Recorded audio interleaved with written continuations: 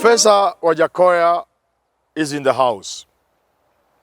He's among the 4 cleared to run for president. According to Moses Kuria in a tweet, there is a national crisis. And Professor Wajackoyah is the crisis.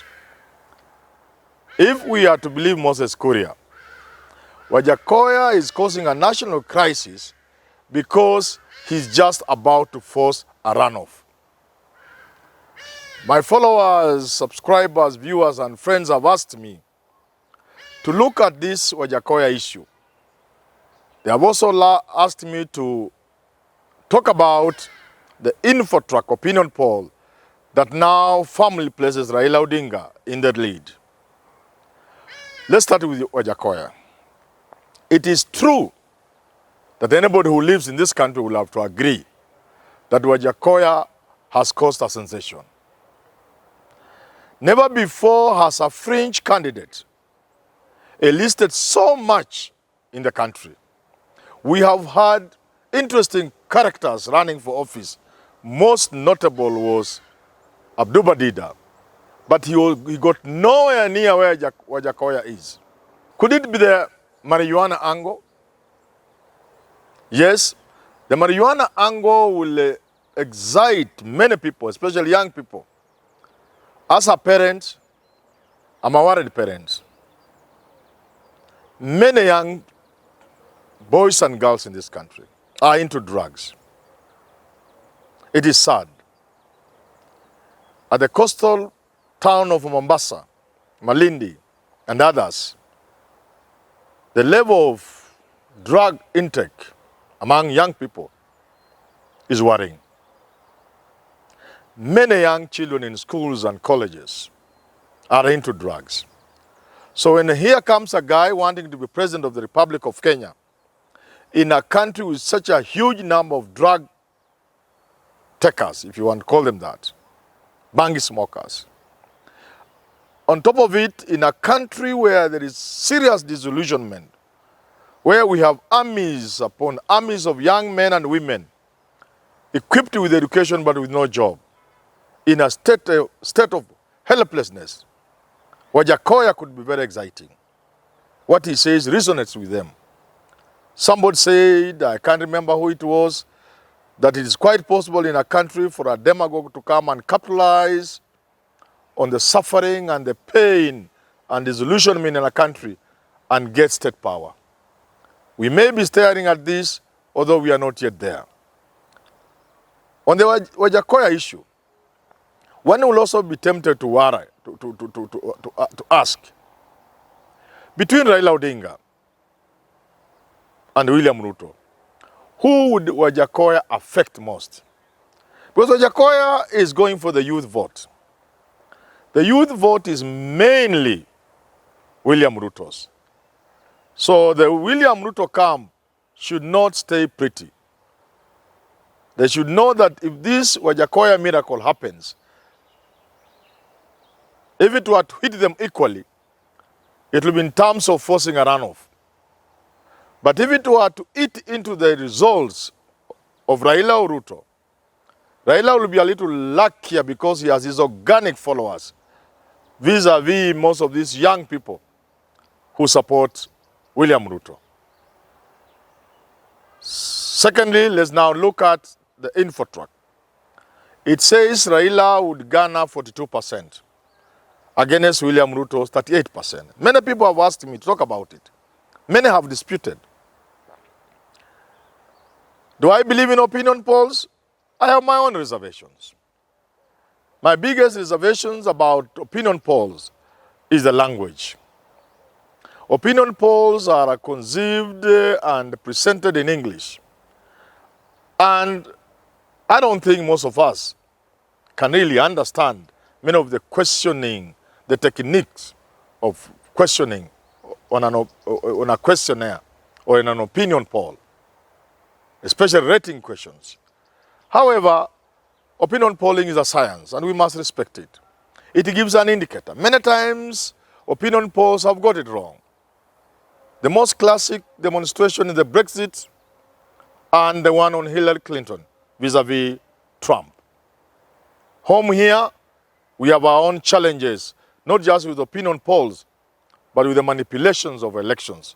However, they are an indicator of where we are going, because there can't be an opinion poll in this country today that can say Raila Odinga is doing at 10%.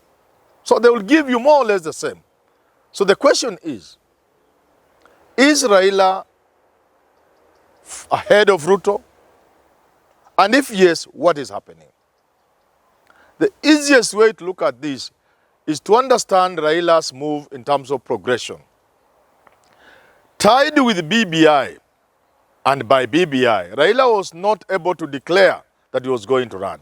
For that reason, Ruto was running against Ruto.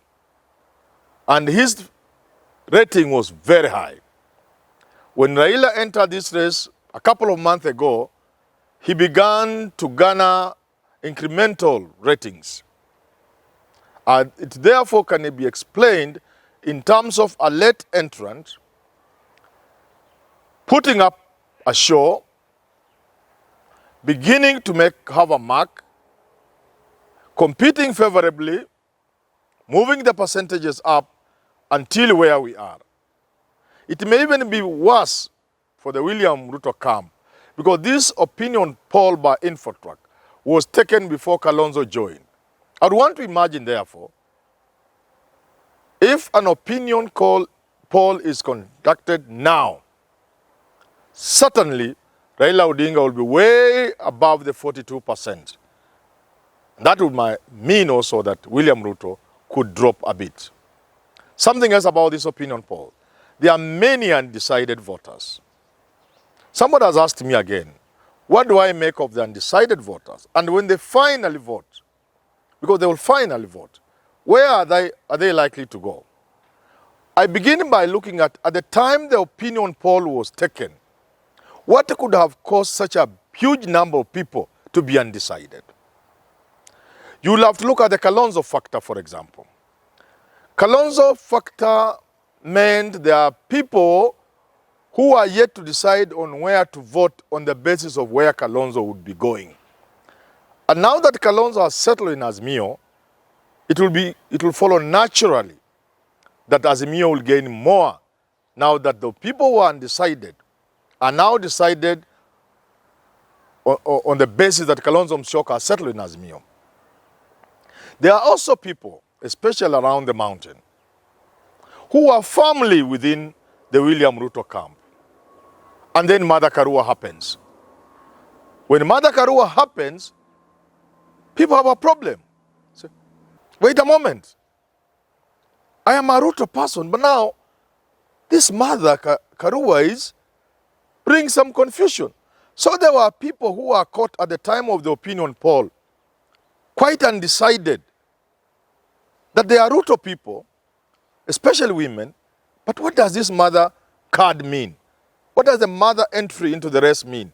And therefore, there are many people who are undecided today because, so to speak, mother cost brought that confusion.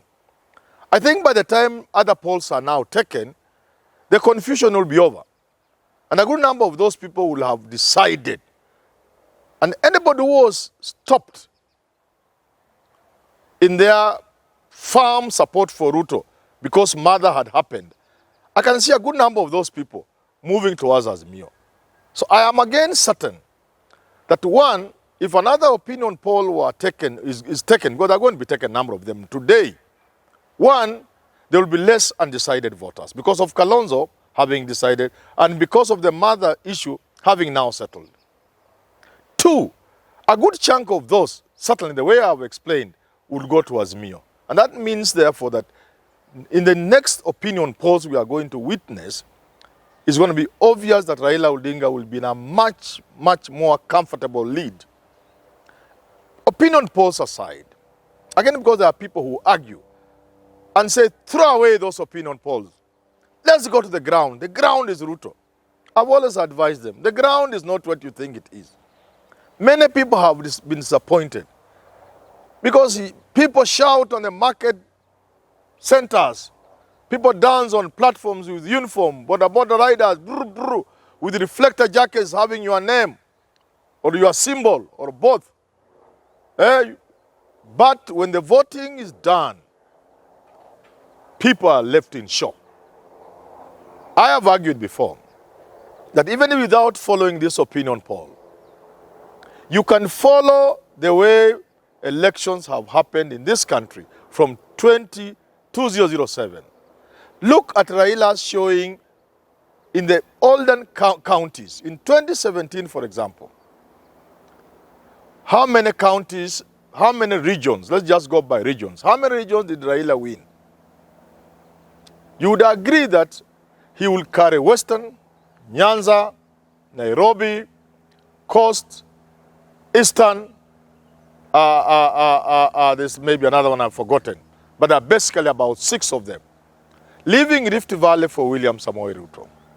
And within Rift Valley, I invite those who are arguing, within Rift Valley, go and look at how many votes Raila got. What was his percentage showing in Rift Valley? What did he get in places like Nakuru, Turukana, Trans Nzoia, Narok, Kajiado? Go look at his showing in those counties, Samburu. And then you will conclude that given that he was running against the system, that there were many people, for example, within Nandi County, who was in Gishu County, who are basically lawyers, who are not very sure they would vote against Uhuru Kenyatta and William Ruto, and who today are free to vote. When you look at all those dynamics, I'll be surprised if Raila showing in the Rift Valley is anything below 35%. And that's very close to what he had last time. Mount Kenya region. I have argued that the moment William Ruto loses anything around 30% of Mount Kenya, his goose is cooked. Eastern Province, I think I had forgotten that one. Because Eastern Province has the Ukambani counties that have the majority of votes. If you are to give Raila his 30-25% in Embu, Tharaka-Nithi, Meru, and he gets his 70% in the Ukambani counties of Makueni, Kitui, and Machakos, and basically carry Isiolo and Marsabit, you can therefore see even within the Eastern Province, he gets a lion's share, perhaps 50 or so percent. So if you calculate honestly, you look at that showing across the country, around the country, you will not even fault this opinion poll.